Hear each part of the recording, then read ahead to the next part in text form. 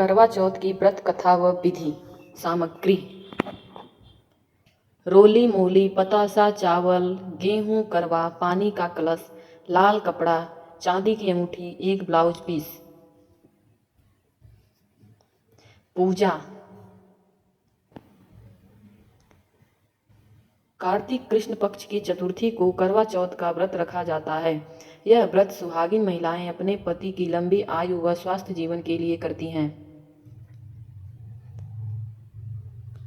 इस दिन एक करवा या गिलास लेकर उसमें चावल भरें, उसमें एक सिक्का व एक पतासा डालें व लाल कपड़े से बांध दें। कहानी सुनने के लिए मिट्टी से 4 कोण का चौक लगाएं, चारों कोनों पर रोली से बिंदी लगाएं। बीच मिट्टी या सुपारी से गणेश जी बनाकर रखें और रोली मूली व चावल से गणेश जी की पूजा करें। अब चौक के ऊपर करवा रखें, उस पर ब्लाउज पीस रखें, पानी का कलश, पतासा व चांदी की अंगूठी रखें। अपने हाथ में 4 गेहूं के दाने लेकर कथा सुनें। जब चौथ की कथा सुनने के बाद जो 4 गेहूं के दाने हैं उसे तो रात में चांद को अर्घ देने के लिए रख लें। वह दूसरे 4 दाने लेकर गणेश जी की कहानी सुनने और उसके बाद सूर्य को अर्घ दें। जो चांदी की अंगूठी हमने पूजा में रखी थी उसे भी अर्घ देते समय हाथ में ले लें। रात में चंद्रोदय होने पर जो गेहूं के दाने रखे हैं उससे अर्घ दें व भोग लगाएं। करवा और ब्लाउज पीस अपनी सास या ननद को दें। उसके बाद अपना व्रत खोलें। कथा: 7 भाई थे, उनके एक बहन थी।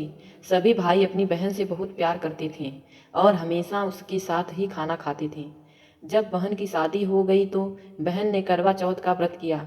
सभी भाई शाम को खाना खाने बैठे तो अपनी बहन को खाने के लिए बुलाया। तब बहन ने कहा कि आज मेरे चौथ माता का व्रत है।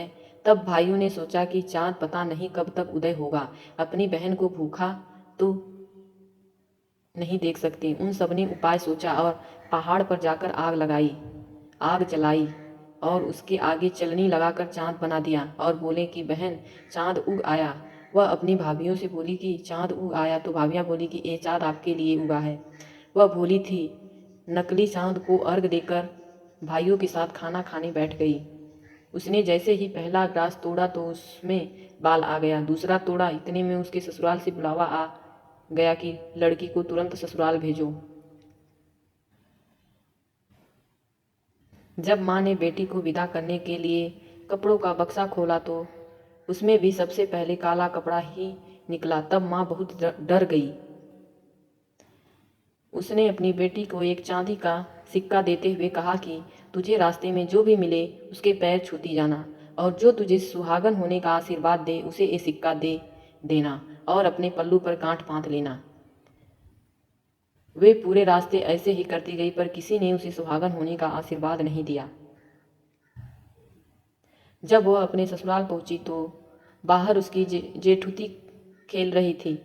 उसने उसके पैर छुए तो उसने सदा सुहागन का आशीर्वाद दिया। तो उसने सिक्का जेठुती को दिया और पल्लू पर गांठ बांध ली। जब घर के अंदर गई तो देखा कि उसका पति मरा पड़ा है। जब उसके पति को जलाने के लिए ले जाने लगे तो उसने नहीं ले जाने दिया। तब सबने कहा कि गांव में लाश नहीं रखने देंगे। तो गांव के बाहर एक झोपड़ी बना दी। वह उसमें रहने लगी और अपने पति की सेवा करने लगी। रोज घर से बच्चे उसे खाना दे जाते। कुछ समय बाद माघ की चौथ आई तो उसने व्रत किया। रात को चौथ माता गरजती गरजती आई तो उसने माता के पैर पकड़ लिया। माता पैर छुड़ाने लगी, बोली, 7 भाइयों की बहन घनी भूखी, मेरे पैर छोड़। जब उसने पैर नहीं छोड़ा तो चौथ माता बोली कि मैं कुछ नहीं कर सकती, मेरे से बड़ी बैसाख की चौथ आएंगी, उनके पैर पकड़ना। कुछ समय बाद बैसाख की चौथ आई तो उसने कहा कि मैं कुछ नहीं कर सकती, मेरे से बड़ी भादवे की चौथ आएंगी, उनके पैर पकड़ना। जब भादवे की चौथ आई तो उसने भी यही कहा कि मैं कुछ नहीं कर सकती, मेरे से बड़ी कार्तिक चौथ हैं, वे ही तेरे पति को जीवन दे सकती हैं, लेकिन वो तेरे से सुहाग का सामान मांगेंगी तो तू वो सब तैयार रखना, लेकिन मैंने तुझे ये सब बताया है ऐसा मत कहना। जब कार्तिक चौथ आई तो उसने अपने पति के लिए व्रत रखा।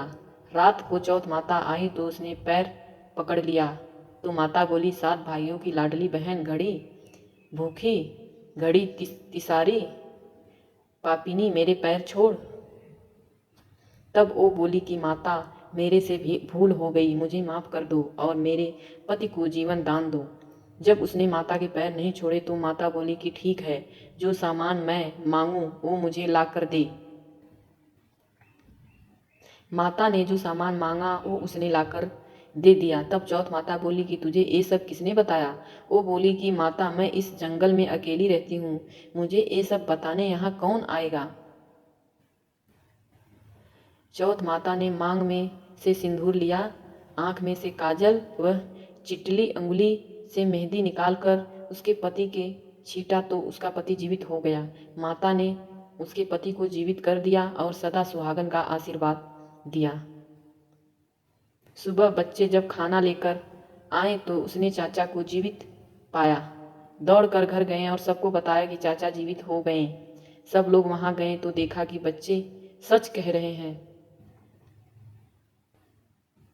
अपने बेटे को जीवित देखकर सास बहू के पैर पड़ने लगी तो बहू बोली, सासू जी आप ये क्या कर रही हैं? मैंने कुछ नहीं किया, ये तो चौथ माता ने किया है। हे चौथ माता, जैसे उसको सुहाग दिया वैसे सभी को सुहाग दें।